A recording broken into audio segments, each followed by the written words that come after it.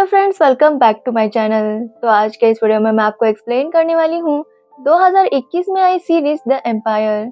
इस सीरीज में हमें मुगल एम्परर बाबर की कहानी दिखाई गई है, कैसे वो शहंशाह बने और उनके बाद हुमायूं शहंशाह बना। तो चलिए विदाउट वेस्टिंग टाइम हम सीरीज का एक्सप्लेनेशन स्टार्ट करते हैं। सीरीज स्टार्ट होती है फरगना से, जहाँ के राजा थे उमेर सिंह। उमेर सिंह अपने बेटे बाबर को बता रहे थे कि हिंदुस्तान कितना अच्छा है। बाबर जब हिंदुस्तान के बारे में सोचता है तो वो तय कर लेता है कि वो एक दिन हिंदुस्तान जरूर आएगा। जिसके बाद बाबर तलवारबाजी की प्रैक्टिस करने के लिए जा रहा था। तभी वहां पर वो अपनी बहन खानजादा बेगम से मिलता है। खानजादा को भी तलवारबाजी का बहुत शौक था, लेकिन उस जमाने में लड़कियों को तलवार सीखना अलाउ नहीं था। तब बाबर खानजादा से वादा करता है कि जब वो बादशाह बनेगा तो लड़कियों को भी तलवार सीखना अलाउ करेगा। तो वही दूसरी ओर हम देखते हैं शैबानी खान को, जिसने समरगंज पर कब्जा कर लिया था। शैबानी खान वहां के राजा और उसके बेटों को बहुत ही बुरी तरह से मार देता है और समरगंज के आजू बाजू के राज्य में संदेश भेज देता है कि सबको शैबानी की गुलामी कबूल करनी होगी, नहीं तो उनका भी वही हाल होगा जो समरगंज के राजा का हुआ है। यही प्रस्ताव उमर शेख को भी मिलता है, लेकिन वो शैबानी की गुलामी नहीं करना चाहते। इसलिए उमर शेख डिसाइड करते हैं कि वो शैबानी के खिलाफ जंग करेंगे, लेकिन वो ये नहीं जानते कि उनके ही कुछ खास लोग शैबानी खान से मिले हुए हैं। तभी वहां पर शाह बेगम आती है, जो उमर की वाइफ कुतलुक की माँ है। शाह बेगम के हिसाब से उमर काफी रहमदिल है और एक राजा को इतना रहमदिल भी नहीं होना चाहिए। इसलिए शायद शाह बेगम उमर को ज्यादा पसंद नहीं करती और उनका पूरा फोकस बाबर पर है कि वो एक बहुत बड़ा शहंशाह बनेगा। वो दोनों बातें कर रहे थे, तभी वहां पर भूकंप आता है और वो दोनों नीचे गिरने लगते हैं। पहले वजीर बाबर को बचा लेते हैं और फिर दोनों मिलकर उमर और शाह बेगम को बचाने की कोशिश करते हैं। एक्चुअली ऊपर शाह बेगम थी और उनका हाथ पकड़कर नीचे उमर सिंह लटक रहे थे, लेकिन बाद में उमर सिंह उनका हाथ छोड़ देते हैं ताकि शाह बेगम की जान बच जाए और शाह बेगम को बचा लिया जाता है। लेकिन उमर की मौत से सब लोग काफी ज्यादा दुखी थे। शाह बेगम बाबर को समझाती है कि उसे हिम्मत से काम लेना होगा, वो होने वाला बादशाह है, इसलिए वो ऐसा रो नहीं सकता। वो बाबर से कहती है कि उसे हिम्मत से सारे फैसले लेने होंगे। वो बाबर से कहती है कि वो अपने पिता के अंतिम क्रिया के वक्त भी नहीं रो सकता, नहीं तो लोगों को लगेगा कि उनका होने वाला बादशाह कमजोर है। तो वही हम देखते हैं उमर शेख के एक कनीज को, जो अपने बेटे जिब्रान को डांट रही थी। एक्चुअली वो चाहती है कि जिब्रान अगला बादशाह बने, क्योंकि जिब्रान उमर शेख का नाजायज बेटा है। लेकिन जिब्रान को अपने अय्याशों से ज्यादा वक्त नहीं मिलता था। तो वही हम देखते हैं एक नकाब पहने हुए आदमी को, जो फरगना की तरफ बढ़ रहा था। तो वही बाबर अपने पिता का अंतिम संस्कार कर रहा था। तभी वो आदमी एक जगह छुप जाता है और बाबर पर वार करता है, लेकिन वो निशाना बाबर नहीं बल्कि उसके बाजू वाला इंसान था। उसमें एक शैबानी खान का संदेशा था कि फरगना का तख्त खाली है तो उसे खाली ही रहने दो, अगर बाबर उस पर बैठ गया तो वो उसे मार देगा। जब शाह बेगम को ये पता चलता है तो वो डिसाइड करती है कि वो बाबर को अब ही बादशाह बनाएगी। ये सुनकर वजीर खान उस तैयारी में लग जाते हैं। तो वही हम देखते हैं अनवर को, जो कनीज से बात कर रहा था कि बाबर बादशाह नहीं बन सकता, क्योंकि अनवर ने वजीर खान के कुछ सिपाहियों को पैसे देकर अपने साथ कर लिया था। ये बात खानजादा नोटिस करती है कि उनके सिपाही उनके खिलाफ हो गए हैं, इसलिए वो ये जाकर बाबर और शाह बेगम को बताती है। अब उन्हें किसी भी हालत में दरबार पहुंचना था, इसलिए वो लोग एक खुफिया रास्ते से दरबार जाने लगते हैं। लेकिन उनके सिपाहियों को इस बारे में भी पता चल जाता है, इसलिए जैसे वो सुरंग से बाहर आते हैं कुछ सिपाही उन पर हमला कर देते हैं। तब बाबर और वजीर उनसे काफी अच्छे तरीके से लड़ते हैं। तभी एक सिपाही खानजादा पर भी हमला करने लगता है, तो खानजादा उसे रोकती है और उसके साथ तलवारबाजी करने लगती है। ये देखकर सभी लोग शॉक थे कि खानजादा को ये सब कैसे आता है। जिसके बाद वो तीनों सभी सिपाहियों को मारकर दरबार पहुंच जाते हैं और वहां आने पर शाह बेगम बाबर को बादशाह बना देती है। बादशाह बनते ही बाबर डिसाइड करता है कि वो शैबानी से मिलने जाएगा। वो शैबानी के साथ समझौता करेगा, क्योंकि उसके लिए उसके लोगों की जान से ज्यादा कुछ भी इम्पोर्टेंट नहीं है। बाबर जब समरगंज के लिए निकलता है तो शैबानी की फौज उस पर हमला कर देती है। इसमें बाबर के काफी सारे सैनिक घायल हो चुके थे, लेकिन बाबर फैसला कर लेता है कि अब वो समरगंज को कैप्चर करके रहेगा। तभी हम देखते हैं शैबानी फरगाना पहुंच चुका है और उसने बाबर के सभी रिश्तेदारों को कब्जे में कर लिया है। वो एक एक करके पूछ रहा था कि अगला बादशाह कौन बन सकता है, यानी कि वो बाबर को मारने के बाद ये देखना चाहता था कि अगला बादशाह कौन बनेगा। शैबानी जिब्रान को बुलाता है, लेकिन वो कनीज उससे रिक्वेस्ट करती है कि जिब्रान शाही खून नहीं है, वो नाजायज बेटा है, इसलिए वो बादशाह नहीं बन सकता, जिसके कारण शहबानी उसे छोड़ देता है। जिसके बाद शहबानी बाबर के कजिन को मारने वाला था। तभी वहां पर खानजादा आती है और शहबानी से कहती है कि उसे किसी को मारने की जरूरत नहीं। खानजादा बताती है कि अगर शहबानी उसके कजिन की उंगली भी काटेगा तो भी वो बादशाह नहीं बन सकता, क्योंकि रूल के मुताबिक अगर किसी में थोड़ी सी भी कमी हो तो वो बादशाह नहीं बन सकता। शहबानी ये सुनकर काफी इम्प्रेस था और वो खानजादा के कजिन की उंगली काट देता है। तो वही बाबर समरकंद पर फिर से हमला करने की प्लानिंग कर रहा था। तभी महमूद नाम का एक लड़का बाबर से मदद मांगने आता है। एक्चुअली महमूद अभी समरकंद का जो राजा था उसकी बेटी से प्यार करता है। एक्चुअली ये राजा पहले समरकंद का वजीर था, जिसे शहबानी ने ही राजा बनाया है। बाबर महमूद की मदद करने के लिए मान जाता है, लेकिन वो सबसे पहले निशिका से बात करने वाला था कि वो सच में अपने पापा के खिलाफ जाना चाहती है या नहीं। लेकिन वजीर खान को महमूद पर डाउट था। बाबर कहता है कि उसे समरकंद का राजा बनना है। बाबर भी इसके लिए मान जाता है, लेकिन बाबर की एक शर्त थी कि महमूद को उसके अंदर काम करना होगा। महमूद भी इसके लिए तैयार था, लेकिन वजीर खान को ये बात ज्यादा पसंद नहीं आती। तभी बाबर के सिपाही कासिम नाम के एक चोर को पकड़ लेते हैं। बाबर को लगता है कि कासिम ने गोला बारूद चुराया होगा, लेकिन देखने पर पता चलता है कि कासिम ने सिर्फ सब्जियां चुराई थी। बाबर उससे ये करने का रीजन पूछता है तो कासिम बताता है कि बाबर की घेराबंदी की वजह से किले के अंदर सब्जियां नहीं जा पा रही। वहाँ के लोग भूख से तड़प रहे हैं, लेकिन समरकंद के राजा को इस बात से कोई फर्क नहीं पड़ रहा। बाबर कासिम से पूछता है कि वो यहाँ तक आया कैसे, तो कासिम बाबर को किले के अंदर जाने का रास्ता बताता है, लेकिन वो रास्ता ऐसा था जहाँ पर फौज लेकर नहीं जा सकते। इसलिए बाबर डिसाइड करता है कि वो महमूद और कासिम किले के अंदर जाएंगे। वो किसी तरह उस मुश्किल रास्ते से किले के अंदर चले जाते हैं। बाबर कासिम को अपना एक ताबीज देता है और उसे वादा करता है कि अगर वो समरकंद जीत गया तो कासिम उसे जो चाहिए वो मांग सकता है। जिसके बाद बाबर और महमूद किले के अंदर चले जाते हैं। वहाँ पर सबसे पहले बाबर निशिका से बात करता है और उसे पूछता है कि वो सच में ये गद्दारी करने के लिए तैयार है। निशिका कहती है कि वो जानती है कि उसके पापा अच्छा राजा नहीं है, इसलिए वो उनकी मदद करने के लिए तैयार थी। निशिका बाबर को बताती है कि सबसे पहले उन्हें बैसंदर को आजाद करवाना होगा, जो समरकंद की जेल में था। एक्चुअली बैसंदर पहले समरकंद का वजीर था और उसे आजाद करना मतलब पूरी फौज पर काबू कर लेना। बाबर वैसा ही करता है और बैसंगर को आजाद करवा देता है। तो वही बाबर की सेना वजीर के साथ उनका इंतजार कर रही थी। जैसे ही बैसंदर आजाद हो जाता है, वो दरवाजे खोल लेता है और वजीर खान अपनी सेना को लेकर अंदर आ जाते हैं। बाबर समरकंद के राजा को पकड़ लेता है, लेकिन राजा बाबर से कहता है कि शहबानी फरगाना जा चुका है और पता नहीं अब तक उसने खानजादा के साथ क्या क्या किया होगा। ये सुनकर बाबर गुस्सा हो जाता है और उस राजा को मार देता है। तो वही फरगाना में उमर की कनीज शहबानी को सेड्यूस करने की कोशिश करती है। एक्चुअली वो चाहती है कि ज़ेबरान शहबानी के नीचे राजा बने और फरगाना पर राज करे, लेकिन शहबानी उसे भाव नहीं देता। वो कहता है कि उसे अपनी वफादारी साबित करनी होगी। शहबानी 2 दिनों के लिए फरगाना से बाहर जाने वाला था, तब तक कनीज ने कुछ ऐसा काम कर दिया जो शहबानी को चौंका दे, तो वो ज़ेबरान को राजा बना देगा। जिसके बाद शहबानी अपने काम के लिए चला जाता है। तो वही बाबर शहबानी को संदेश भेजता है कि वो फरगाना या समरकंद में से एक राज्य शहबानी को देने के लिए तैयार है, लेकिन उसके बदले शहबानी को बाबर की फैमिली को सही सलामत बाबर के पास भेजना होगा। ये संदेश जब फरगाना जाता है तो शहबानी वहां पर नहीं था, इसलिए वो कनीज उसे पढ़ लेती है। उसे यह अच्छा मौका दिखता है कि बाबर फरगाना छोड़कर चला जाएगा, इसलिए वो बाबर के सभी रिश्तेदारों को बाबर के पास वापस भेज देती है। उसे लगता है कि शहबानी इस बात से काफी ज्यादा इम्प्रेस होगा और ज़ेबरान को राजा बना देगा, लेकिन शहबानी जब वापस आता है और उसे इस बारे में पता चलता है तो वो काफी गुस्सा हो जाता है। उसका गुस्सा इतना बढ़ जाता है कि वो कनीज और उसके बेटे दोनों को मार देता है। तो वही बाबर अपनी फैमिली से मिलकर काफी ज्यादा खुश था। बाबर की नानी उससे पूछती है कि उसे फरगाना को ऐसे ही नहीं जाने देना चाहिए था, लेकिन बाबर कहता है कि उसके लिए उसकी फैमिली सबसे ज्यादा इम्पोर्टेंट है। नानी को लगता है कि कम से कम समरकंद तो बाबर का है, लेकिन बाबर बताता है कि उसने समरकंद को महमूद को देने का वादा किया है, लेकिन उसकी नानी ये बात नहीं मानती और उसका कहना था कि बाबर को ही समरकंद का राजा बनना होगा।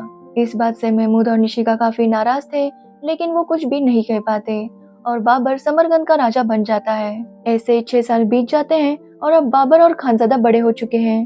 तो वही शहबानी फिर से समरकंद को पाना चाहता है। उसने 3 महीनों से समरगंज को घेरा लगाया है, जिसके कारण समरगंज से कोई अंदर बाहर नहीं कर पा रहा। यहाँ तक कि समरगंज के लोगों का बहुत बुरा हाल है, क्योंकि उन्हें अनाज नहीं मिल पा रहा था। जब बाबर को इस बारे में पता चलता है, तो वो शाही गोदाम को खोलकर लोगों में अनाज बांटने के लिए कहता है। जब माँ बेगम को इस बारे में पता चलता है, तो वो बाबर से काफी ज्यादा नाराज थी, लेकिन खानजादा बेगम बाबर का साथ देती है और उसे कहती है कि अगर उनके पापा होते तो शायद वो भी यही करते। अब खानजादा और बाबर गार्डन में बैठे हुए फिर से उन खरगोशों को देखने लगते हैं, जैसा वो बचपन में किया करते थे। एक्चुअली बचपन में बाबर का ख्वाब था कि वो भी एक सुरंग बनाकर हिंदुस्तान चला जाएगा। खानजादा बाबर से कहती है कि उन्हें हिम्मत रखनी होगी, सब कुछ ठीक हो जाएगा। तभी हम देखते हैं लोगों को अनाज काफी कम बांटा जा रहा था। तभी उसमें से एक आदमी उन पर चिल्लाने लगता है कि इतना कम अनाज क्यों मिल रहा है। यहाँ पर हमें पता चलता है कि महमूद ने आधा अनाज अपने पास ही रख लिया था और इसकी खबर बाबर को नहीं थी, इसलिए वो आदमी भाग के बाबर के पास जाने लगता है।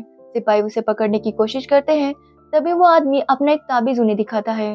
एक्चुअली ये आदमी कोई और नहीं बल्कि कासिम है। कासिम बाबर को बताता है कि महमूद ने किस तरह आधा अनाज अपने पास ही रखा है। बाबर ये सुनकर काफी हर्ट था कि महमूद ने खुद उसके साथ गद्दारी की थी। बाबर डिसाइड करता है कि महमूद को वो पनिश नहीं करेगा।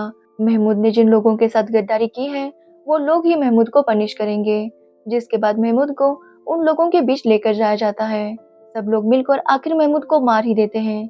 जब ये बात महमूद की वाइफ को पता चलती है, तो वो अपने बच्चे के साथ खुद की जान ले लेती है। महमूद की मौत से बाबर खुद भी बहुत नाराज था और ऊपर से जो उनके लोगों की हालत हो रही थी, वो बाबर से देखी नहीं जा रही थी। इसलिए वो डिसाइड करता है कि वो शैबानी से समझौता कर लेगा। लेकिन महाबेगम का कहना था कि इससे बाबर समरकंद को भी खो देगा। खानजादा बाबर से कहती है कि शैबानी की फितरत है धोखा देना, इसलिए बाबर को सोच समझकर सब कुछ करना होगा। जिसके बाद बाबर शैबानी को मिलने के लिए बुलाता है। वो शैबानी को समरकंद का ताज देने वाला था, लेकिन बाबर की 2 शर्तें थी। बाबर की पहली शर्त थी कि शैबानी को प्रजा का ध्यान रखना होगा और दूसरी शर्त बाबर को अपने रिश्तेदारों के साथ यहाँ से जाने देना होगा। शैबानी भी इसके लिए मान जाता है, लेकिन शैबानी कहता है कि वो सब लोग जा सकते हैं सिवाय खानजादा के। जब बाबर ये सुनता है तो वो काफी ज्यादा गुस्सा था, लेकिन खानजादा कहती है कि वो अपनों के लिए ये कुर्बानी देने के लिए तैयार है।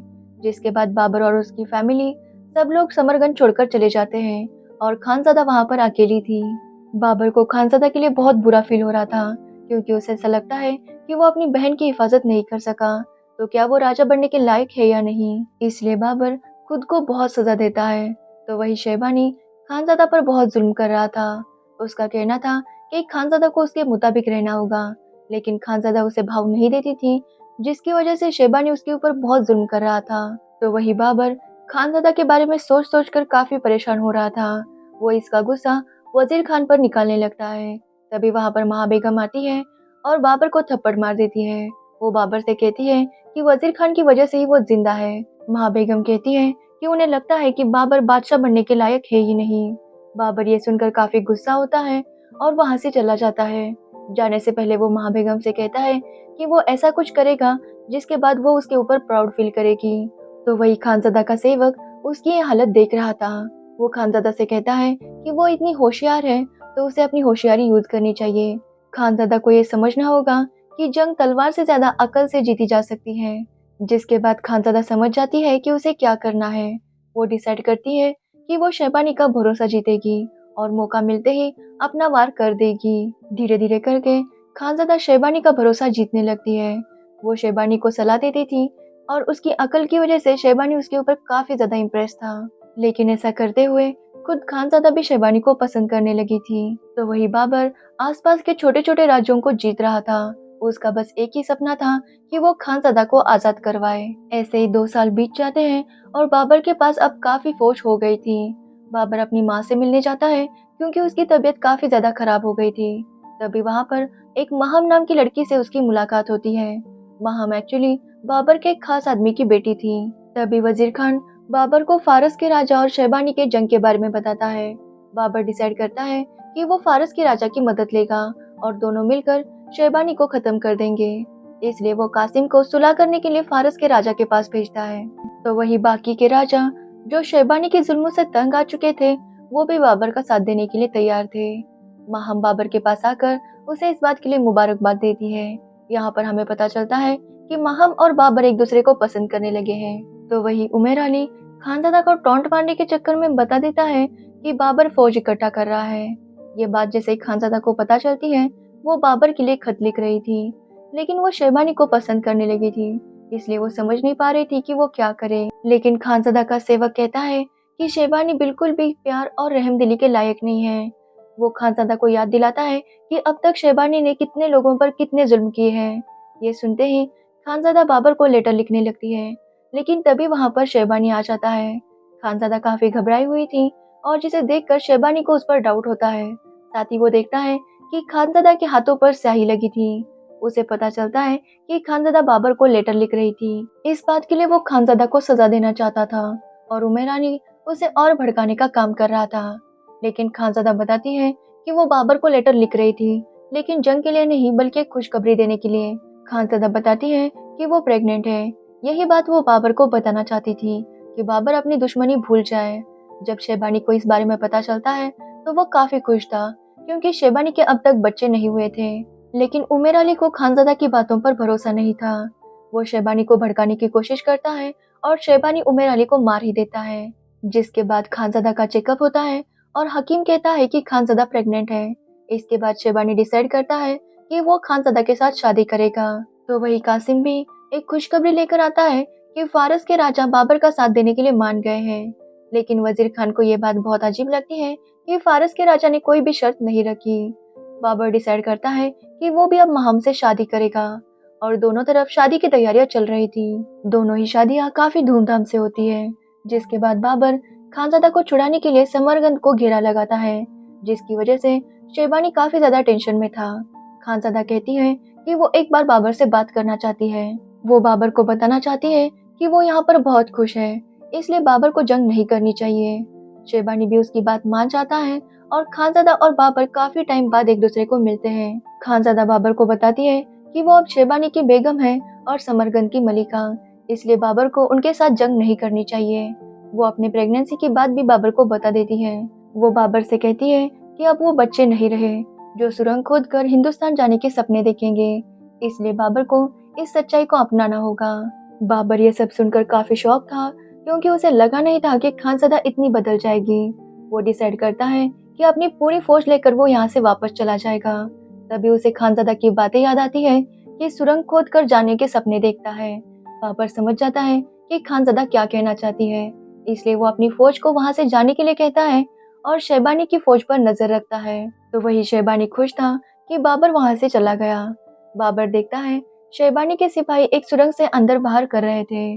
बाबर वहां पर हमला कर देता है और सुरंग से किले के अंदर चला जाता है। जब शहबानी को इसके बारे में पता चलता है तो वो समझ जाता है कि खानजादा ने ही बाबर की मदद की होगी, लेकिन वो चाहकर भी खानजादा को नहीं मार पाता, क्योंकि वो उससे प्यार करता है।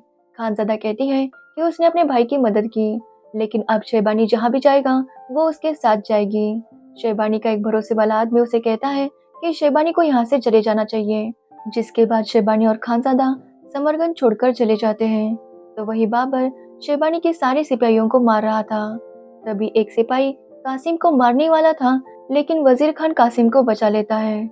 लेकिन गलती से कासिम वजीर खान को ही तलवार मारता है, जिससे वजीर खान की मौत हो जाती है। लेकिन मरने से पहले कासिम वजीर खान से माफी मांगता है और वजीर खान उसे माफ कर देता है। तो वही खानजादा और शहबानी एक सुनसान जगह पर रुकते हैं।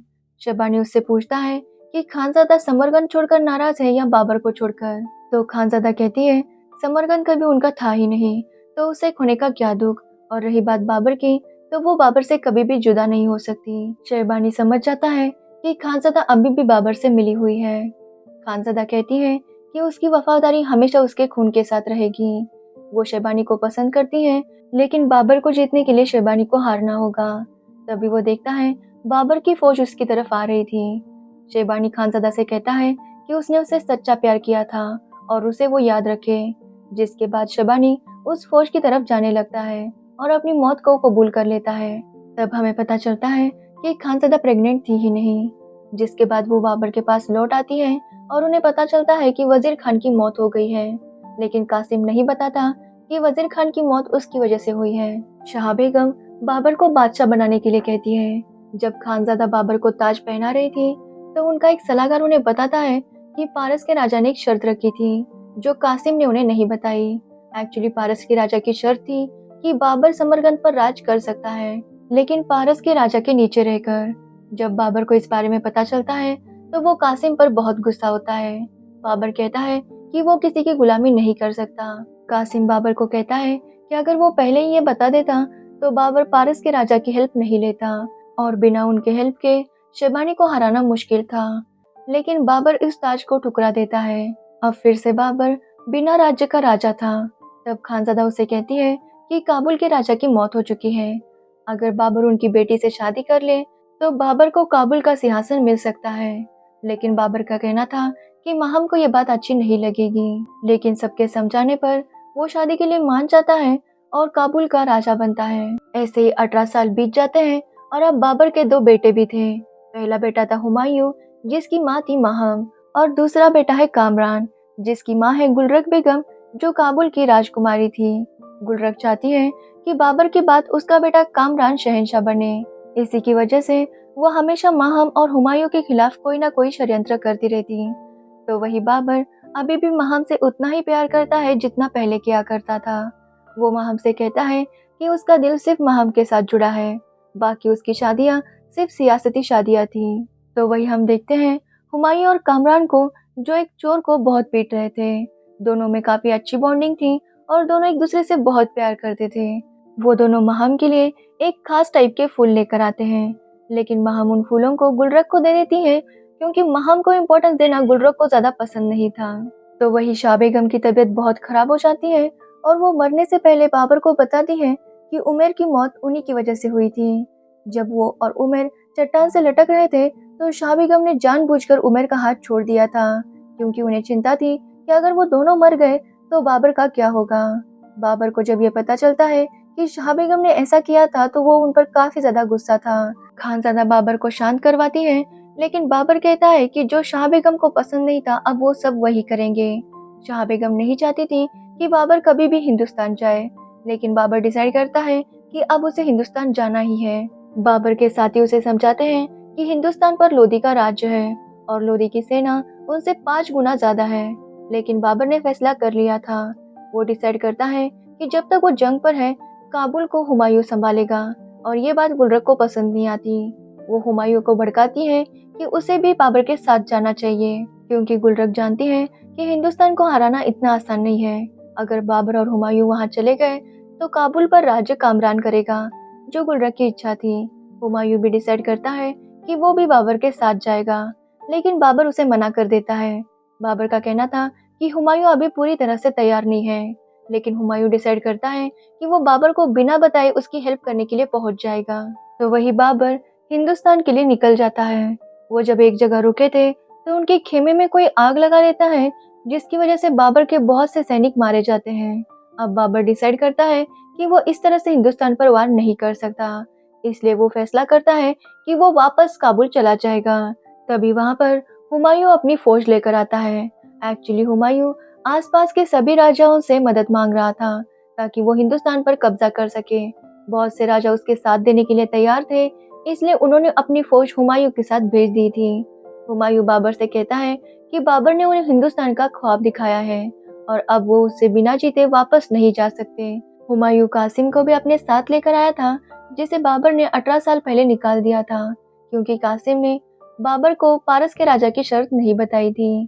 कासिम बताता है कि वो कुछ दिनों तक टर्किश राज्य में था और वहां पर बारूद बनते थे। कासिम वहां से बहुत सारे बारूद लेकर आया है जिसकी मदद से बाबर और हुमायूं जीत जाएंगे।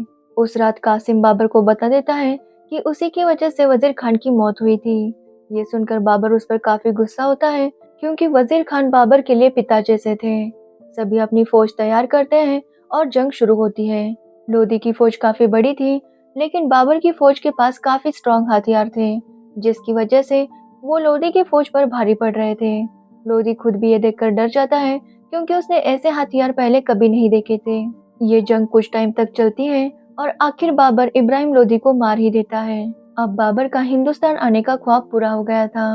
वो काबुल संदेशा भेजता है और सबको हिंदुस्तान बुला लेता है। तो वही गुलरान कामरान को समझा रही थी कि हिंदुस्तान जाते ही उसे अपने काम पर लग जाना है। उसे हिंदुस्तान का बादशाह बनना होगा। लेकिन कामरान को इस बात से ज्यादा फर्क नहीं पड़ता। सभी लोग हिंदुस्तान पहुंच जाते हैं। वहां पर कामरान हुमायूं से मिलता है तो हुमायूं को काफी ज्यादा चोट लगी थी। उसकी ट्रीटमेंट चल रही थी, लेकिन दोनों एक दूसरे से मिलकर काफी ज्यादा खुश थे। तो वही गुलरुख महम को टॉन्ट मार रही थी कि उसी की वजह से बाबर बादशाह बना। पहले वो काबुल का बादशाह बना और अब हिंदुस्तान का। अगर वो बाबर से शादी नहीं करती तो शायद बाबर कुछ भी नहीं होता। इसलिए गुलरुख का कहना है कि कामरान को ही अगला बादशाह बना देना चाहिए। बाबर ये बातें सुनता है और वो गुलरुख पर काफी ज्यादा गुस्सा था। लेकिन महम बाबर को समझाती है। अब बाबर हिंदुस्तान का बादशाह बन चुका है और उसे कल अगला बादशाह चुनना था। अगले दिन बाबर दरबार आता है और सभी लोगों को थैंक्स कहता है, क्योंकि उन्हीं की वजह से बाबर शहंशाह बना था। बाबर उनसे वादा करता है कि वो हमेशा उनका ध्यान रखेगा। लेकिन बाबर की असली मुश्किल ये थी कि वो तय नहीं कर पा रहा था कि अगला बादशाह कौन बनेगा, क्योंकि अगर वो एक को चूज करता है तो दूसरे बेटे के साथ नाइंसाफी होगी। इसलिए बाबर डिसाइड करता है कि वो 2 दिन बाद डिसाइड करेगा कि कौन बादशाह बनेगा। खानजादा बाबर को समझाती है कि बाबर को जल्दी अगला बादशाह चुनना होगा। बाबर इमोशनल बनकर दोनों बेटों में फंसा नहीं रह सकता। सब लोग जानते हैं कि हुमायूं ही अगला बादशाह बनने के काबिल है। लेकिन बाबर को लग रहा था कि ऐसा करने पर वो कामरान के साथ गलत करेगा। तभी हम देखते हैं गुलरुख अपनी दासी के साथ एक बाबा के पास चली जाती है। वो उनसे कुछ लेप लेकर आती है और हुमायूं के जख्मों पर लगाने लगती है। हुमायूं को लगता है कि गुलरुख उसके लिए दवाई लेकर आई है। लेकिन कुछ टाइम बाद हुमायूं की तबीयत बिगड़ने लगती है। वो बेहोश हो गया था और सभी हकीमों को बुलाया जाता है, लेकिन कोई भी समझ नहीं पा रहा था कि हुमायूं को आखिर हुआ क्या है। सब लोग कहते हैं कि दवाई हुमायूं पर काम नहीं कर रही, इसलिए सबको दुआ करनी होगी। बाबर इस बात से काफी परेशान होता है और बिना खाए पिए हुमायूं के लिए दुआ करने लगता है। कुछ टाइम ऐसे ही बीत जाता है। हुमायूं की तबीयत थोड़ी सी सुधरने लगती है, लेकिन बाबर की तबीयत और ज्यादा खराब हो गई थी। तभी गुलरुख सभी को बुलाती है और कामरान को अगला बादशाह कहने लगती है। लेकिन खानजादा वहां पर आकर उसे रोक देती है और कहती है कि अभी तक बाबर जिंदा है। तो वही कामरान को हुमायूं से मिलने नहीं दिया जाता। इससे कामरान को काफी बुरा लगता है और गुलरुख इसी बात का फायदा उठाकर कामरान को और ज्यादा भड़काती है। तो वही बाबर की तबीयत और ज्यादा खराब हो रही थी। खानजादा बाबर से कहती है कि उसे अगला बादशाह चुनना होगा, लेकिन बाबर कुछ भी नहीं कह पा रहा था। जिसके बाद खानजादा दरबार आती है और हुमायूं को अगला बादशाह घोषित कर देती है। लेकिन गुलरुख इस बात से कन्विंस नहीं थी। वो सबसे पूछने लगती है कि हुमायूं अगला बादशाह नहीं बन सकता, वो खुद ही तो बीमार है। लेकिन कोई भी गुलरुख का साथ नहीं देता और खानजादा हुमायूं को अगला बादशाह बना देती है। इस बात से कामरान काफी ज्यादा नाराज था, जिसके बाद वो बाबर से वादा करता है कि वो एक दिन साबित करके रहेगा कि वो हुमायूं से कम नहीं है। तभी बाबर की डेथ हो जाती है और सब लोग इससे काफी ज्यादा दुखी थे। जिसके बाद बाबर का अंतिम संस्कार किया जाता है। तभी हमें पता चलता है कि खानजादा बाबरनामा लिख रही थी और यहाँ पर यह भी रिवील होता है कि कभी बाबर ने हुमायूं को एज अ बादशाह चूज ही नहीं किया। बाबर कंफ्यूज ही था कि वो दोनों बेटों में से किसे बादशाह बनाए, क्योंकि वो किसी एक के साथ नाइंसाफी नहीं करना चाहता था। बाबर एक बादशाह बनकर नहीं बल्कि पिता बनकर सोच रहे थे। इसलिए खानजादा ने फैसला लिया कि वो हुमायूं को ही बादशाह बनाएगी, क्योंकि हुमायूं ही उस काबिल था। और यहीं पर यह सीरीज एंड हो जाती है। तो ये थी द एम्पायर सीरीज की स्टोरी।